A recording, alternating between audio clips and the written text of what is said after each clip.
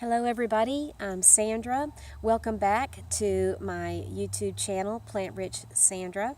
I am a nutritarian and I have been a nutritarian for a little over 2 years now, and I'm very happy with this plan. It has really changed my life in a lot of amazing ways, and I do plan to share a lot of those ways with you as I progress through the episodes on this channel. Today, what I'm talking about is emotional hunger versus physical hunger, or as Dr. Fuhrman calls it, toxic hunger. This is part of a four-part series, and this is part two of a four-part series. So if you have not watched my first part, which was officially my episode 2 of my channel, I would like to encourage you to go back and watch that as well. In that episode, I confessed about some times in my recent past when I have gone off plan and have broken down and engaged in emotional eating. And I suggested the reasons why each time. There were 7 incidences that I discussed in that episode as to why I did it each time. It was different reasons. And so I discussed that and full confession in that episode, full disclosure. So today, now, and here in episode 3, pardon me, I am a little nervous here. I am going to compare emotional hunger to actual physical hunger. How are they different from each other? What do they each mean? So I have 6 things I would like to talk about in this episode. Number 1 is that emotional hunger usually comes on very suddenly, usually brought about by some event that happens to you, and it's not a gradual thing. Physical hunger comes on gradually as your stomach is empty and you start feeling actual hunger pangs in your stomach. But emotional hunger usually is a very intense feeling. It's instant. It's overwhelming to you mentally and emotionally, and you feel a sense of urgency that you must go and eat something. Physical hunger does not demand instant satisfaction. If you do go, it is true, if you do go a little too long to satisfy a physical hunger, you may, feel a sense of urgency, but it isn't the same thing as that emotional urgency that we feel with emotional hunger or toxic hunger. The second difference between emotional hunger and physical hunger is that emotional hunger usually is craving very specific comfort foods. But when you're feeling physically hungry, pretty much anything sounds good at the time. Even healthy vegetables would sound good to a sad eater. If they are physically hungry, they'll eat that. But emotional hunger is craving something very different, very specific.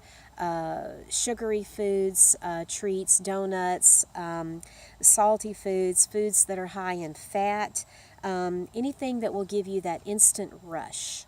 That is what you are craving when you are experiencing emotional hunger. For example, you feel like you need some cheesecake or you need some pizza and nothing else will do. So that is another major difference between emotional hunger and physical hunger. The third difference between toxic hunger and physical hunger is that toxic hunger often will lead to mindless eating. And I would like to go back to the incident that I mentioned when I got back from the Vegas trip after I had felt deprived, and I just laid out 4 candy bars and a bag of chips, all one right after the other, bam, bam, bam, bam, bam, and I was eating mindlessly, and it did not satisfy anything that I was trying to satisfy. I felt bad afterwards, but I just was eating mindlessly, and I have done that on more than one occasion. When you're eating in response to physical hunger, typically people are more cognizant of what they're eating at the time and enjoying it more than when they give in to emotional hunger and are eating mindlessly. The fourth difference between them is that emotional hunger is not really satisfied once you're full.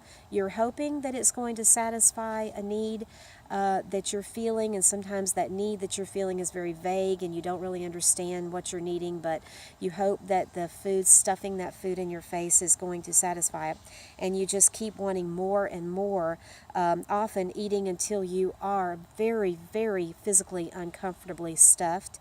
Whereas physical hunger, on the other hand, does not feel the need to just stuff yourself. Physical hunger does not feel that need. When your stomach is full, you feel satisfied, and you're able to get up from the table and be done when you are strictly satisfying physical hunger.